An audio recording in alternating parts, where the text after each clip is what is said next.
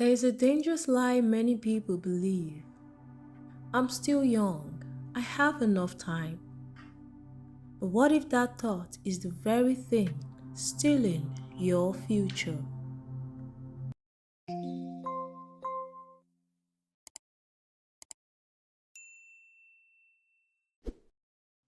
There was once a young man in his late 20s.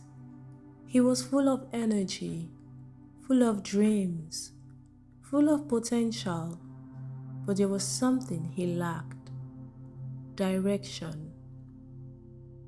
Whenever his parents would say, "These are the years to build, don't waste your time, start planning, start saving, start building your future," he would shrug it off. He would smile and reply, "Relax, I'm still young. I have plenty of time ahead of me." And when friends encouraged him to take life seriously, to learn new skills, to take opportunities that came his way, he would laugh and say, "Not yet, I'll get to it later. I've got time." So he drifted.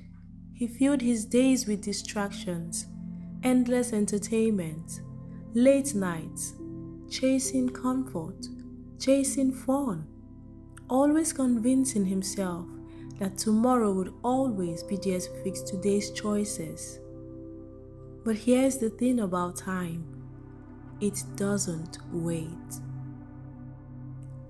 Days became weeks, weeks became months, months quietly turned into years. And before he realized it, his late 20s became his early 30s. And that was when reality began to hit him. He looked around and noticed something painful. The same friends who once advised him to start early had started small businesses that were now flourishing. They had learned new skills that were now paying off. They had invested not just money, but their time into something that was growing. He, on the other hand, had nothing to show. No savings, no business, no skill, no plan, only regret. It was then that his eyes opened. He finally understood that he hadn't just lost money. He hadn't just lost opportunities. He had lost time. And time was something he could never buy back. For the first time in his life, the weight of wasted years hit him.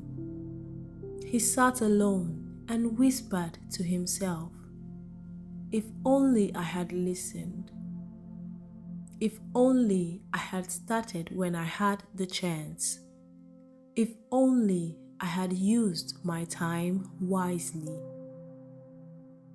Regret is heavy, and for a while he carried it like a burden. But here's where the story shifts.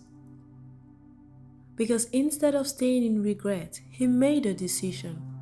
He said, "I can't go back and change yesterday, but I can use today to build tomorrow." So he began to make amends. He started small. He cut off distractions. He stopped wasting hours on things that didn't matter. He humbled himself, going back to his parents for advice, listening to the wisdom he once ignored. He asked questions. He took notes. He started to learn. And little by little, things began to change. He picked up new skills he had once said he was too busy to learn. He started saving, even if it was just a small amount each week. He found mentors who guided him and friends who held him accountable. It wasn't easy. It wasn't fast. But slowly, steadily, he rebuilt his life. And here's the miracle of time. While wasted years cannot return, wisely used years can redeem the future. By his mid-30s, the same young man who once drifted aimlessly was now building something solid. He had started a business, not flashy, but steady. He had created habits of discipline. He had networks of people who respected him because he was finally consistent. He realized that while he could never regain the years he wasted, he could ensure the years ahead were not wasted again. And in time, he did succeed. Not because life gave him a second chance, but because he decided to take his time seriously. Time is the greatest currency. The young man's story teaches us two things. If you waste your time, you will regret it. But if you wake up and start valuing your time, it's never too late to turn things around. Yes, he lost years. Yes, he had regrets. But because he humbled himself, listened to wisdom, and acted with urgency, he still built a future worth living. This is the beauty of time. While it cannot be recovered, it can be redeemed. How many of us live like the young man once did, saying, "I'll start later, I've got time"? How many of us ignore the voices of wisdom, the guidance of parents, mentors, or friends, only to regret it later?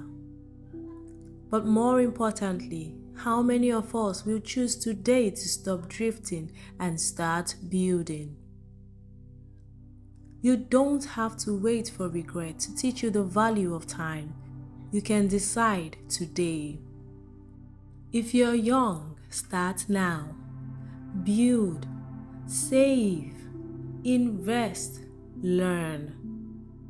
If you've already lost years, don't drown in regret.